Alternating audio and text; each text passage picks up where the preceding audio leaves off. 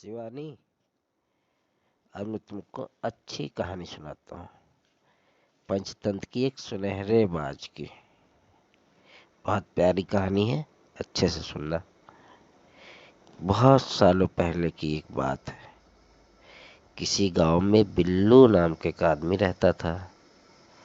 वो बहुत गरीब था और उसकी बीवी का देहांत भी हो चुका था और उसके कोई बच्चे भी नहीं थे। वो गांव के पास में ही एक नदी थी। उसी से मछली पकड़ता था, उसे बाजार में बेचता था और उसी से अपना घर परिवार चलाता था। परिवार तो कोई नहीं था, घर चलाता था। इसी तरह से वह अपना रहता था। पर धीरे धीरे करते करते वो बूढ़ा होते जा रहा था धीरे धीरे, और मछलियाँ भी कम पकड़ पाता था। तो उसका घर चलाने में, खाना बनाने में दिक्कत होने लगी और इससे वो बीमार भी होते गया। एक समय आया कि उस एक भी मछली नहीं पकड़ पाता था और एक भी उसको बेच मछली नहीं पकड़ पाता था तो अपना घर भी नहीं चला पाता था। एक दिन अचानक कुछ सोच रहा था वो, और सोचते सोचते अचानक उठता है और नदी की तरफ चल देता है। जाते जाते रास्ते में उसको दिखता है कि एक सड़क के किनारे एक बाज पड़ा है और दर्द से तड़प रहा है। गौर से देखता है तो वो एक कोई जादुई बाज जैसा नजर आता है। उसके बाल सुनहरे थे, बिल्कुल सोने जैसे। पर ये सब न सोच कर वो उस बाज के तड़प को देख नहीं पाता और उसे उठाता है और अपने घर लेके चला आता है। देखता है उसके पैर से खून निकल रहा था। उस पर दवाई लगाता है, पट्टी बांधता है। धीरे धीरे करते करते कुछ दिनों बाद वो बाज ठीक हो जाता है। और बाज जब ठीक होता है तो बिल्लू के इस काम से काफ़ी खुश होता है।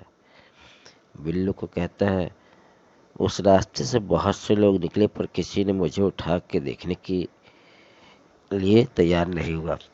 तुम एक ऐसे आदमी हो जिसने मुझे उठाया और अपने घर लाया और मेरी दवाई की।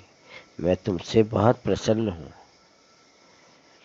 मैं तुम्हारा लिए कुछ करना चाहता हूँ जिससे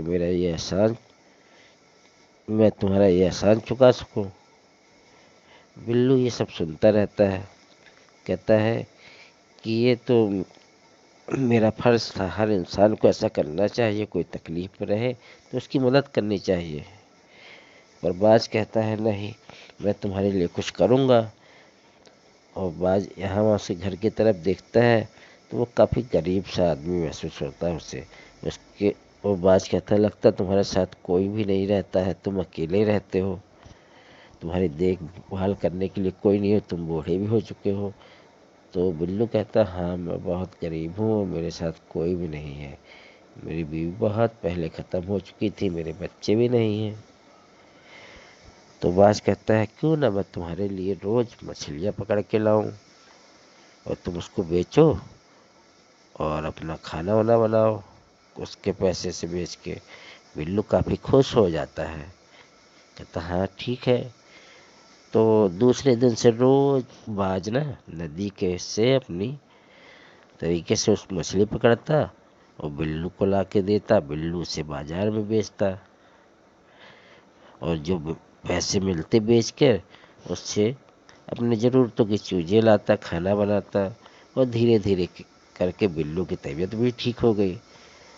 पर कुछ दिनों बाद बिल्लू के मन में ना उसके सुनहरे पंखों को लेकर लालच उत्पन्न होने लगा। बिल्लू को बाज के पंख काफ़ी पसंद थे। सोचता था किसी तरह ये सुनहरे पंख मुझे मिल जाए।